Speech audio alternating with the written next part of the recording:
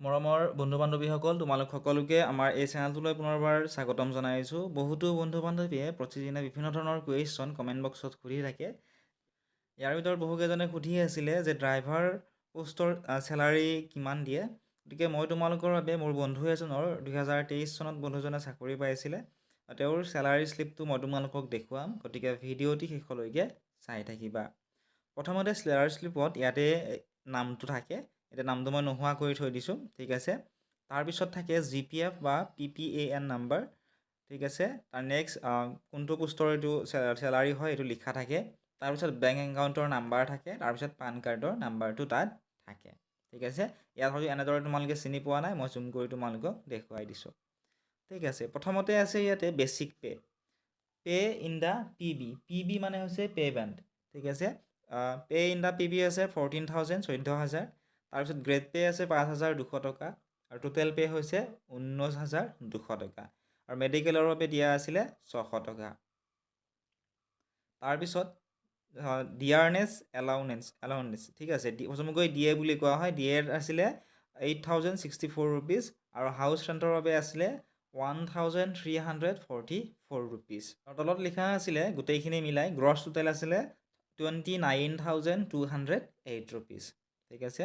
তাৰপিছত তোমালোকে নিশ্চয় জানাই NPSৰ কাৰণে আজিকালি আগতে OPS আছিল, অল্ড পেঞ্চন স্কিম আছে, এইটো চেঞ্জ কৰা হৈছে, আজিকালি NPS আছে, ঠিক আছে।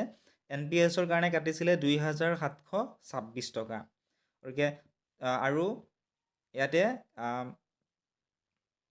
GISৰ কাৰণে 200 টকা কটা হৈছিল আৰু পি টেক্স মানে সম্ভৱতঃ প্ৰফেশ্যনেল টেক্স হ'ব লাগে। পি টেক্স কাটিছিলে 208 টকা। টোটেল যিটো এমাউণ্ট আছিলে, টোটেল নেট এমাউণ্ট আছিলে, গ্ৰছ টোটেল আছিলে 29,208 ৰুপিজ। ইয়াৰে পৰা টোটেল ডিডাকশ্যন কৰা হৈছিলে 3,134 ৰুপিজ।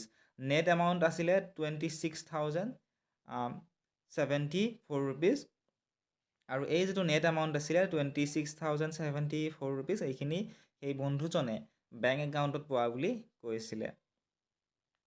আশা কৰিছোঁ তোমালোকে বুজি পালা। চমুকৈ মই আৰু এবাৰ কৈ দিছোঁ যে টোটেল নেট এমাউণ্ট আছিলে 29,208 ৰুপিজ। NPSত কাটিছিলে 2,726 ৰুপিজ। GISৰ কাৰণে কাটিছিলে 200 ৰুপিজ আৰু পি টেক্স অৰ্থাৎ প্ৰফেশ্যনেল টেক্সৰ কাৰণে 208 ৰুপিজ কাটিছিলে। গোটেইখিনি কটাৰ পিছত টোটেল ডিডাকশ্যন হৈছিলে 3,134 ৰুপিজ আৰু নেট এমাউণ্ট পাইছিলে বন্ধুজনে একাউণ্টত 26,074 ৰুপিজ। এইখিনিয়ে আছিল আজিৰ এই ভিডিঅ'টিত। ইয়াৰ ৰিলেটেড যদি তোমালোকৰ আন কিবা কুৱেশ্যন সুধিবলগীয়া আছে বা বেলেগ এখন যদি তোমালোকক যেনে গ্ৰেড 3 বা গ্ৰেড 4 বেলেগ পোষ্টৰ কাৰণে যদি তোমালোকে জানিব বিচৰা যে চেলাৰী শ্লিপ কিমান পায়, তোমালোকে কমেণ্ট কৰিবা, মই চেষ্টা কৰিম। আৰু তোমালোকে মনত ৰাখিব যে এইখন 2023 চনৰ, এইবাৰ হয়তো অলপমান বাঢ়িব পাৰে বা কমিব পাৰে, কিন্তু এইখন 2023 চনৰ আছিলে। আৰু সেই বন্ধুজনে কোৱা মতে এতিয়া চেলাৰী তেওঁৰ ইনক্ৰিজ হৈ আছে। বৰ্তমান তেওঁ বেংক একাউণ্টত 28,000 মান তেওঁ একাউণ্টত পইচাটো পায়।